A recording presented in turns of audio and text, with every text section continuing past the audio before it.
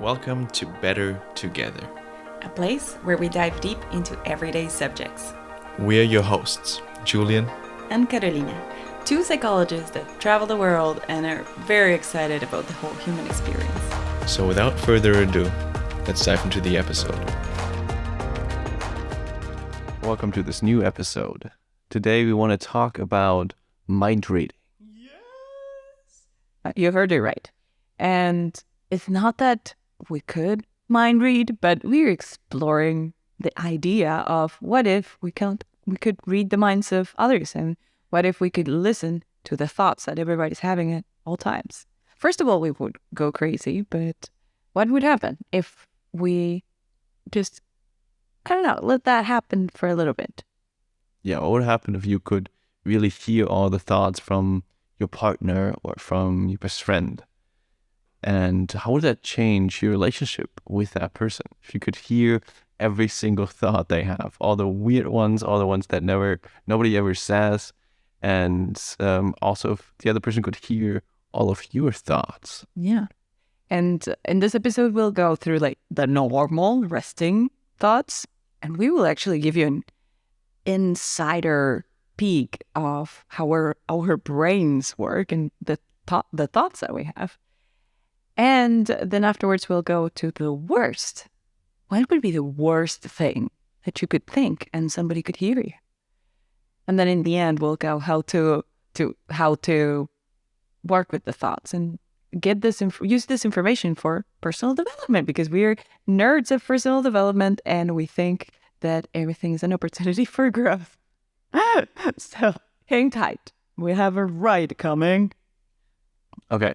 So let me start then. Well, I guess yesterday we talked at lunch about the possibility of how that would change things. Yeah, totally normal conversation, by the way. We were having a Caesar salad and I was like, babe, how do you think our relationship would change if we could read each other's minds? How crazy is that? And the first thing, let's say the normal way of thinking, I just gave an example of in the morning how I was daydreaming and just analyzing what I was thinking.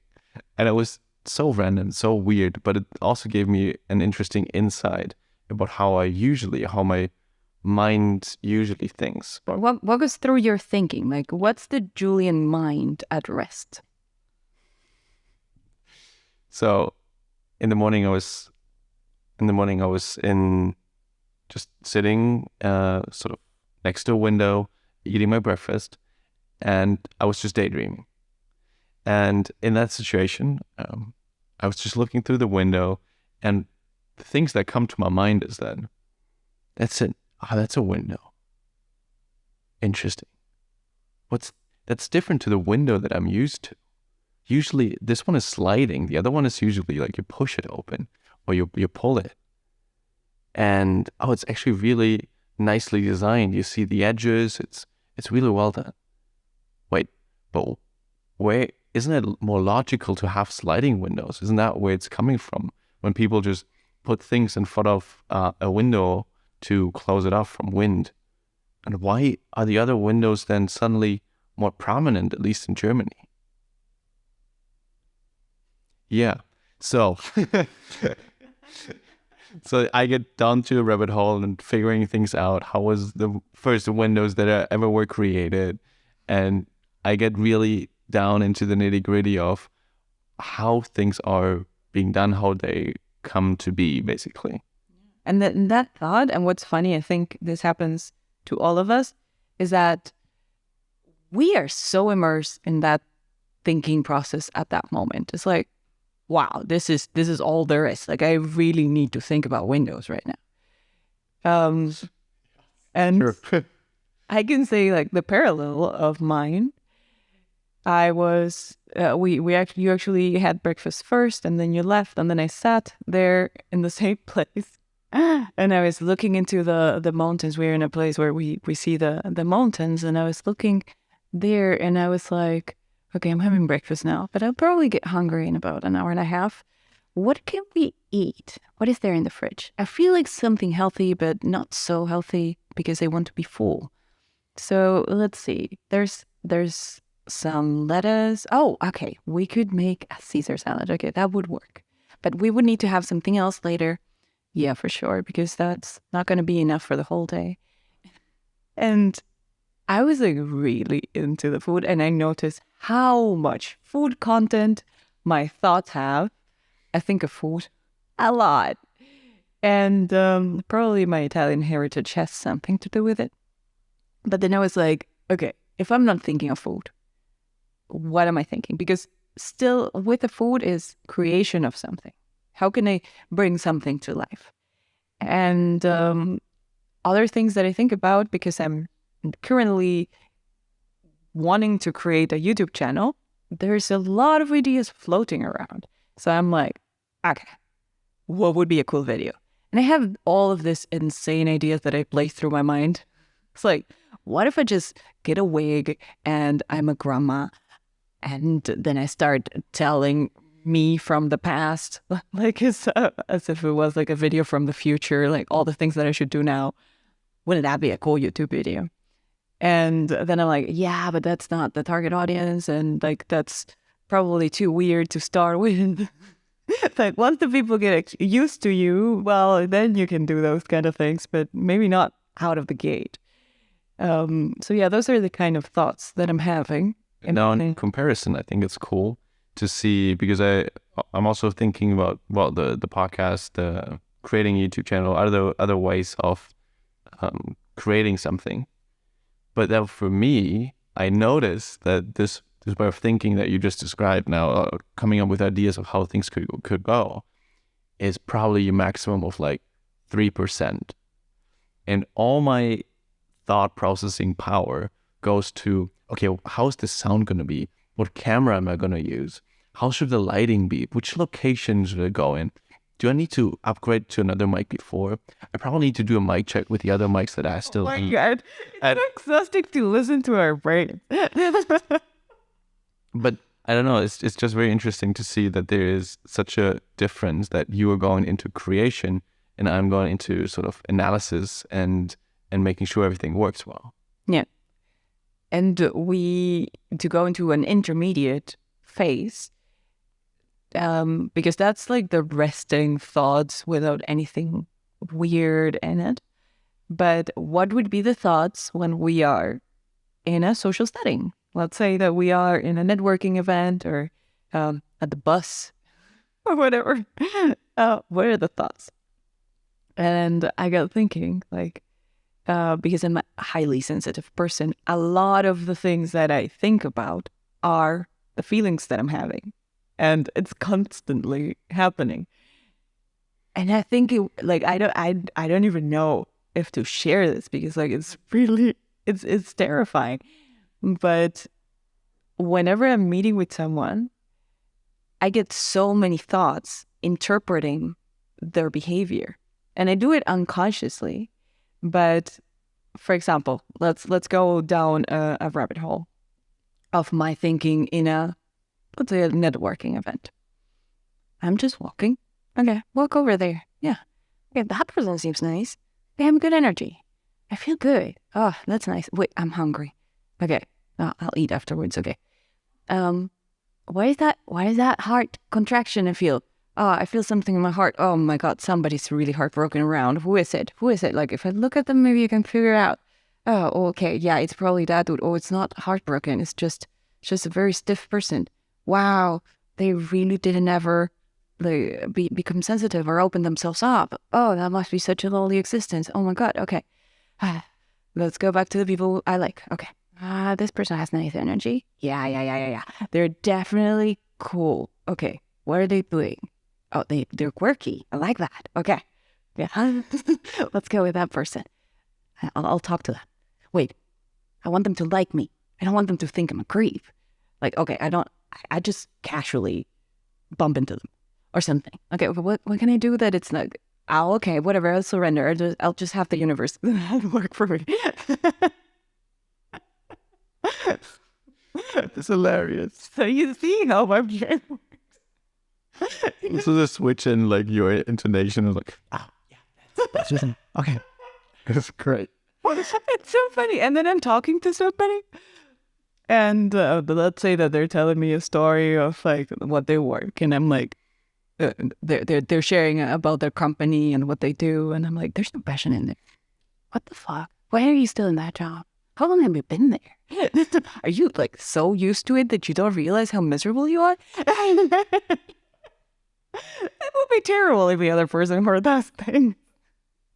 And then like I, of course, because I have those thoughts, I'm like, okay, let's hint towards it. Like maybe they have a they have an awareness of this, and then they're willing to explore the idea because I'm willing to explore the idea. And I would say that 70% of the times it works. Like they notice and they're willing to explore. So I don't know if they would hear my thoughts, I would probably be more cautious of the way that I think things, I phrase my thoughts, but it would still be a nice conversation start. But yeah, how are you in social situations? I think that I think like the only thing that can happen with your thing is that it's like too in the face, that you're too direct with those things. Yeah. And I guess the social adjustment is that you tone it down a little bit and check in with the person, whether they want to hear it, whether they're open for it. Yeah. I don't say like, yeah, honestly, I don't say 99% of the things that I noticed, because I think it's rude, because of feeling so much, because I feel what the other person is feeling, and I read body language. It's like I'm seeing the person absolutely naked, like they cannot hide, and it's awful for yes, like for some people. So that's why I'm hesitant to share it, because it's like I see a lot, and it can be scary for some, and they would just like be like, no, go away. But if it's a context where everybody's reading each other's minds, then I guess it should be fine. At least I'm thinking of them. yeah. I'm trying to help. Okay. And for me, it's completely different, actually. So, especially in those contexts, for me, it's important to really listen to the people I'm talking to. So I guess I start out with, at those events, with a bit of anxiety and like how will people perceive me and blah, blah, blah. Like I'm working there. Okay, what are they? Are they nice people? Will they judge me for something? Am I like dressed properly? Does that fit? Like worries come up, I think, at first. And then in the context, or when I speak to a person, it's like I'm so focused on what they're saying to really understand the story and understand what they're saying, that I give them all my attention and like rarely actually think about it. So like a lot of the thoughts are gone in the context when I'm talking to someone. But then I guess at some point I come up with like, okay, wait, the person started saying this. Oh, that's a belief. That can be a painful belief to have when they're in that situation. So those things come up, I guess, when I notice those things. And then when I'm getting a bit awake or shaken out of the story, then I'm starting with, oh, how do I feel? I feel nervous. I feel contracted. That's weird. Is that me? Is that the other person? I'm in that state where I'm just like checking in. Okay, is that me? Is that the other person? Is that conversation going? Do I want to go somewhere else with that conversation? So I guess relatively, well, I don't want to say that word normal, but what seems fine to me. It's like, okay, where do I want to go with this conversation? Does it make sense? Do I rather want to talk to somebody else right now? Stuff like that, I think. It's interesting how we talk faster in our brain. Yes, and then notice when I'm speaking in my thoughts, speak faster. Yeah. Yes, because they are almost like units of thought. It's not a sentence. Like you don't think in a full sentence. You think in a blob of thought. Oh yeah, like you don't read each letter individually. You just see the word and you know what it means. Yeah. And I think that way is probably also with the thoughts. Yeah. So we speak faster, but the thoughts like are happening in a split second. It's crazy. And if I like now we're giving it a script. Now we're like, okay, let's decrypt those units of thought. And that's why we're explaining it, but like usually it's just a blob. So So that's interesting to figure out the way that we think. And if we would be able to listen to the content of somebody else's mind, we will probably just listen to just because it's not properly talked through or constructed sentences. It's just fear, run, hunger, food. So much of that is us. It seems real, as if like you're actually talking through your mind in those words or with those words. Yeah. But I'm not sure. We're just blobbing. That's funny. And I think it's sometimes we might be thinking linearly. So, And I think I do it more often than, for example, you. Yeah. Well, if I'm trying to figure out which order of things I will do when I'm cleaning the house, let's say. And I'm like, okay, first make the bed because there's going to be some fluff from bed in the ground. And then I'm going to brew. And because also the bed is made nice. And if I need to put anything, I'll just put it on the made bed. And then, and like all of these things are naturally happening. Like I have simultaneously all of those thoughts over the things that need to be done. And then I'm arranging them in a way that makes the most sense. Oh. And that's, I would say, the linear thinking. When I am arranging the sequence of things that will happen, and when I'm really tapping into structure and being like, okay, this is going to be the structure of a YouTube video. I need to start with an introduction. I need to do that. So then I almost externally juxtapose a structure and then fit my thinking into it. But it's actually a challenge. It's something that I had to teach myself to do. I didn't have it. That's for me the most natural thing. Me coming up with things or ideas, it's usually difficult. So I feel like that there the concept of the convergent and divergent thinking applies to one of us. Mm-hmm. That's very interesting. Explain it. Yeah. So the concept of divergent thinking is basically that you can come up with very different ideas that are not sort of in a way linear thinking, that converge in one point, that bring you to one outcome, but really have a lot of different outcomes and diverge in the kind of thoughts and the way you think. And so I guess I'm trained a lot to converge and to go towards one result and conclusion. And you just like, you're a water spring and just come up with a lot of different things in a lot of different directions. Yes. Hence my ADD. Yeah. Yeah. So this it's really hard for me. And hence for me, like the extreme focus on a conversation. Yeah. So I think it gives, like here you can, I guess, see how interesting it is to check in with your thoughts and the way you think and what kind of ideas or concepts you can apply to yourself and understand yourself better. Yeah. I think that's pretty cool because there's different personalities that show in the way that your thoughts are structured. And in other episodes, we said like there's the things that you learn and there's the natural character you have, like the natural traits that you have.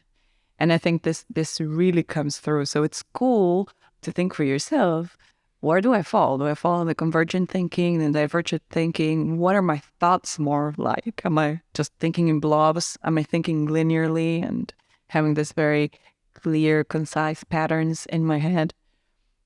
So yeah, I would say the creative type of thinking. So then I'll come up with a lot of solutions for one single problem, but structure becomes difficult.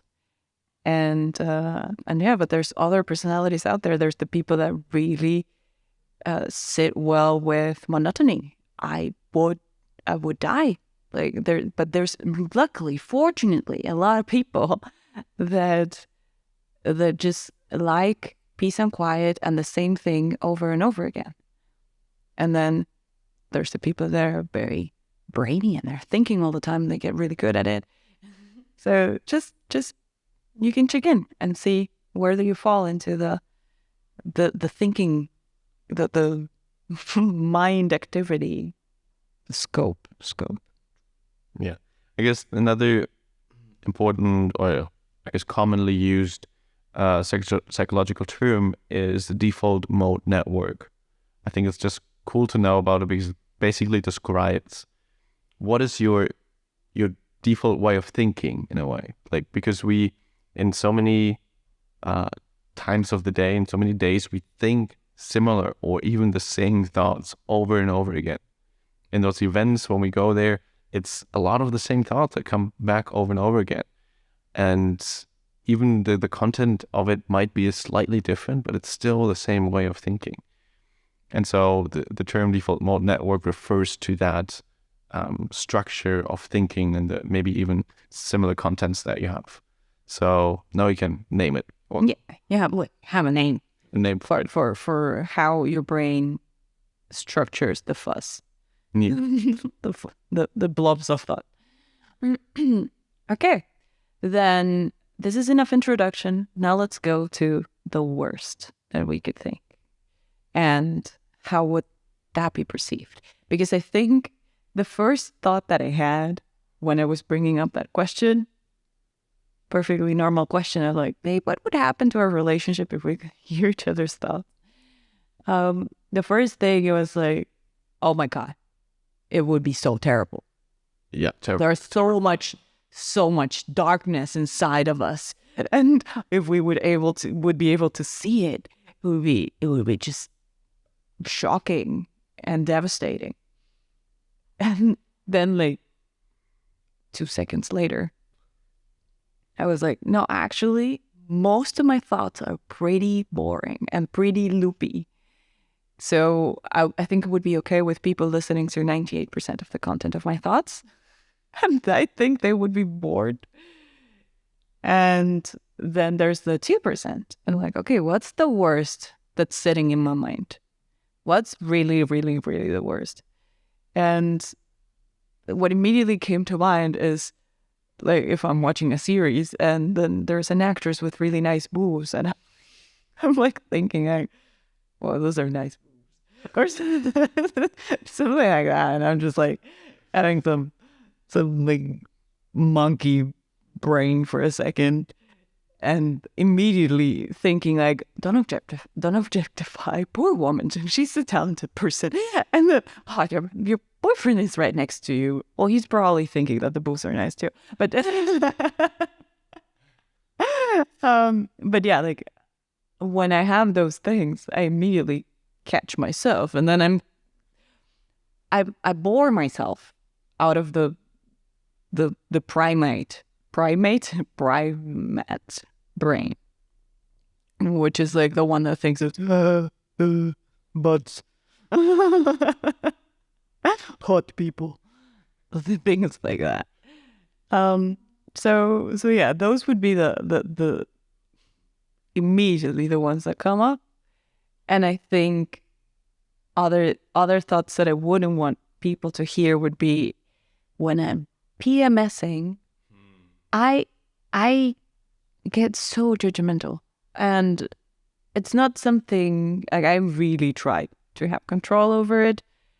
It's just maybe one day that I go through it, but I will look at people that are just throwing trash in the street or something, and I'm like, oh my goodness, it's because of people like you that the world is going to shit. And then no, it's not.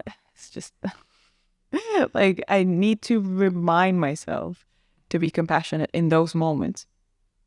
Thoughts that I wouldn't naturally have in other contexts. But then I become really intolerant to anything that is slightly off perfection, being a perfect human. So yeah, I wouldn't want people to hear those thoughts because I don't mean them. It's just my hormones speaking through me. And sometimes I have those thoughts outside of the hormones, so I cannot blame it on the hormones. Yeah, I was just about to say, like, you have a nice excuse, but those things are happening to me all the time. That is, there's judgment coming up. There's judgment. And that's the thing. Like, I have this internal battle between, like, what did I judged the other day? Well, people that make fun of you in a mean way. I don't like. There's a sting in there. Yeah, when there's a sting, when they're meant to hurt you, and I get so angry because it's like you're hurting the other person because of your own unresolved issues, and you're just like spreading this hurt in the world. Do the work, like do the work, man, woman. It's I don't know, because I don't allow myself to be so sloppy, not even with my thinking, let alone with my words. And I don't allow myself to go there, so then I don't want to allow others to do it. And then afterwards, that when that happens, I'm like, well, but you have to be compassionate and understand that they're going through stuff. And yes, yes, brain, I know the superior path, and I should be a conscious human and so on, but like it pisses me off. It pisses me off that people are not pulling their weight in their mind department. So there you go. I got agitated even dogs. But it's awesome that you shared it now, because like you see the different strains, the different voices always that you have. You even impersonated those different voices. Perfect. That I guess we have those different ideas, those different personalities almost within us that want to, okay, now the primitive one wants to judge the other person, then but the superior one wants to, your higher self wants to make sure that everybody's fine, and yes, I'm working on my stuff as well, not to judge them, blah blah. And I think that's so freeing to know that everybody has those freaking thoughts. And so interesting that, you know, everybody's also weird about those contents of the thoughts that we don't even have control over. Like you were now saying, okay, with PMSing, you have even less control over them. Mm-hmm. It's happening continuously for me as well. That I'm okay. Go to your dirt. That I'm walking through the city, especially when it's like, I don't know if it's city, but especially when we're in the train or just walking through highly populated areas, that my mind is just like, okay, what can I think of them? Oh, they're probably, now here that we're in Malaga, I'm like, okay, they're probably Dutchies, these are German. I just see that, and then it's like, okay, oh, they look weird. Oh, he probably is that Dutch person who is like this with a big ego and thinks he's better here in Malaga when he's on vacation. I don't know, stuff like that. I definitely don't want them to hear that. Because I don't know, it's just coming up, and it feels very judgmental. But it's just happening. Like I can't control it. And you don't like ego people too much. No. I think I judge the people that are not doing the healing. You judge the people that have so much of an ego. Yeah. Yeah, I get insanely and quickly bored of that. Yeah, and I judge it. And because you don't allow yourself to. Exactly. So they can see that a lot of the things that we're judging is because we have, again, something unresolved. And so it's funny that we talk about we're judging others, because you can immediately see what you're judging yourself. Yeah. And you don't allow yourself to have that. So then why would the others be free to have? That's such a deep look inside of us now sharing this. Yes. So funny. Yeah, I think, like, for me, again, also very judgmental things is the most difficult things if other people would be able to hear them. Yeah. What happens with boobs? Same thing as you. I was like, oh, you're probably not describing that only for yourself, but for all the men, and I presume also a lot of women too. If they see something, a hot man or a hot woman, it's like, okay, I don't want other people to see, you know, that I like. Yes, like you just look over it, but like not really. probably we all have done that at some point. It's like, okay, I want to stare at that person. The person shouldn't see that I like what, their physical shape. It's like Their physical shape. their body. The physical shape. Materialization on Earth. As detached as possible. I don't want to objectify. Exactly. But you're an object. A material object with a soul inside. And I don't want to overlook your soul because your tits are awesome.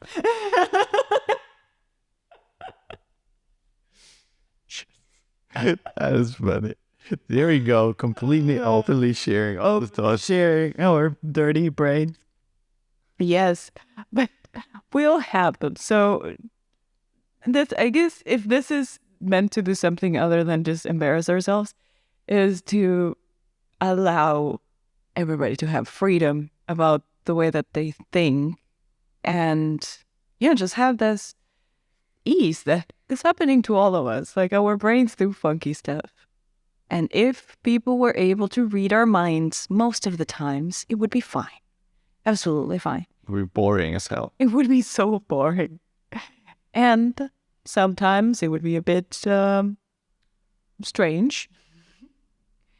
But it's good to think the way, to analyze the way that we think and the things that we judge in others, the things we wouldn't want others to hear or see from our thinking, because that gives us insight on what our fears are, where our wounding is, and where our opportunities for growth are. So, yeah. And when you notice it gets like a little bit uncomfortable and you feel the hesitation and maybe the heat coming up, oh no, I don't want other people to know about this. That is like, that's exactly the thing where you get insights. Yeah. So dig into it. And just a quick tip on how to dig into it is either reflecting on it. So right after this podcast, taking some time to figure out how your brain is doing the thinking processes. And if you want to go the extra mile, you can journal on it. And you can journal on how your brain works and then read the way that you wrote things to get more insight. Am I constantly creating? Am I running in loops? Am I very linear thinking, being like, oh, this is the way that things are, in a very structured way? And just knowing that for yourself. Yeah, just like you said, just journaling, but I think what you mean is like just free journaling. Just writing down everything that comes to your mind the way it comes to your mind. It slows a little bit down the thinking process, so that might sometimes be helpful. And then just writing everything down the way it comes to your mind helps to really see it then relatively objectively what's happening. If you don't judge anything that you write. And then from there you can really nicely see objectively what you are thinking. And that's a great tool to just notice what's actually going on in your mind. And I would say that a few years ago, my thinking process was not very clean. I was judging a lot more. Like, now I feel I deconstructed a lot of the hurting parts. So then that made it not so emotional and triggery. But in the beginning, there's so many triggers. It's like, because your mom would yell at you when you were a kid. Now every time that somebody's yelling, they are assholes and they should go to jail. And it's like, no, that's a trigger. That's an internal thing that needs to be solved. So I think that it takes a long time to get acquainted with your thinking processes and where the triggers are and where the judgment is. But it's totally worth it for your personal development and your peace of mind. Yeah, not to judge your thoughts or whatever's happening because you don't even choose it. It's just happening for now. Yeah, for the most part, it's just things that got wired when you were 0 to 7 years old. But now you can gain back the power to actually choose, like not completely, but choose the second thought, choose how you deal with it, and maybe slowly, yes, how you respond and how you can slowly sort of direct your thoughts overall in a better direction for you. Yeah.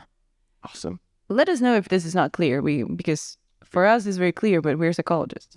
Probably we might have to do a second episode about this. So let us know. Let us know. We love the topic, as you noticed, by 35 minutes now. Oh, shoot. Took a bit longer, but yeah. If you stick until now, thank you, and let us know. Yeah, thank you, and good thinking. See you next time. See you next time. Bye bye. Bye.